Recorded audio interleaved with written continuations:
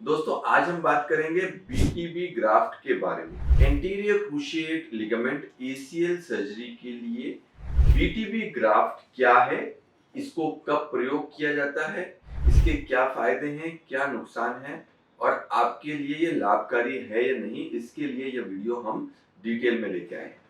देखिए, BTB graft का मतलब होता है बोन पटेलर टेंडन ग्राफ्ट।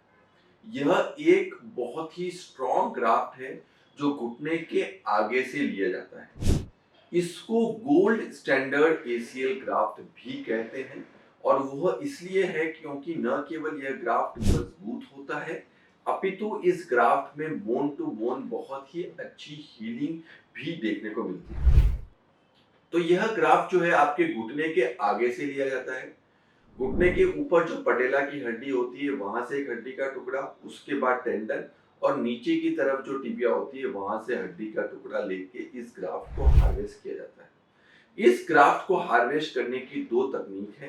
पहली तकनीक जो है वो सिंगल इंसिजन है जिसमें एक ही इंसिजन के द्वारा लिया जाता है और दूसरी तकनीक जो है वो मिनिमल इन्वेजिव तकनीक है जिसमें दो इंसिजन लिए जाते हैं। वन इंसिजन और टू इंसिजन सर्जरीज के रिजल्ट्स जो है वो सेम रहते हैं, इसलिए वन इंसिजन करें या टू इंसिजन करें उसमें कोई चिंता वाली बात नहीं।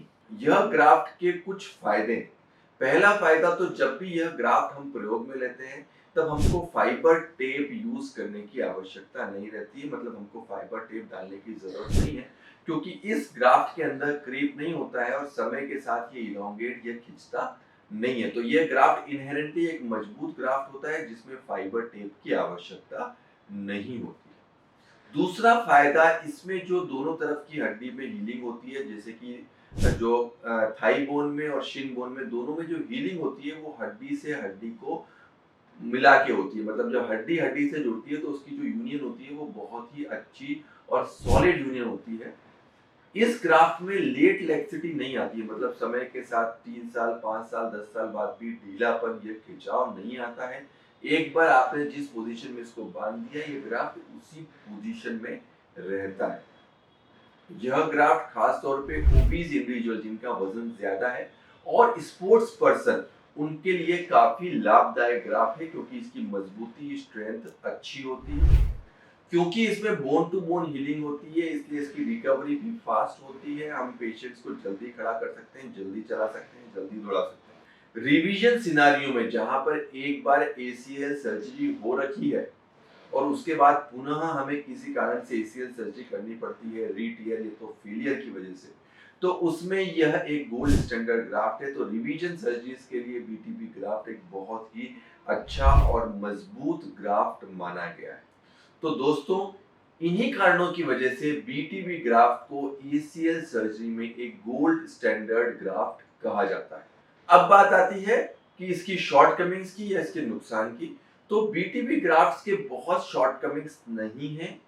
इसमें इंसिजन मतलब जो आपका हमको इंसिजन लेना पड़ता है वो थोड़ा सा बड़ा होता है। इसमें एंटीरियर नी पेन मतलब आगे की तरफ घुटने में दर्द होने की संभावना कुछ अधिक होती है और इसमें थोड़ा सुनपन का चांस जो घुटने के आगे की और साइड की तरफ होता है वह भी थोड़ा अधिक रहता है। इस प्रॉब्लम्स को छोड़ के इस ग्राफ की कोई प्रॉब्लम्स नहीं है और हम इस ग्राफ को कॉन्फिडेंटली एक बहुत ही अच्छे ग्राफ के लिए अधिकांश मरीजों में यूज कर सकते हैं। दोस्तों अगर आपको भी बीटीबी ग्राफ के बारे में और जानकारी चाहिए तो आप हमें कमेंट बॉक्स पे लिख के भेज सकते हैं और नीचे दिए गए हमारे नंबर्स पे संपर्क कर सकते हैं। धन्यवाद।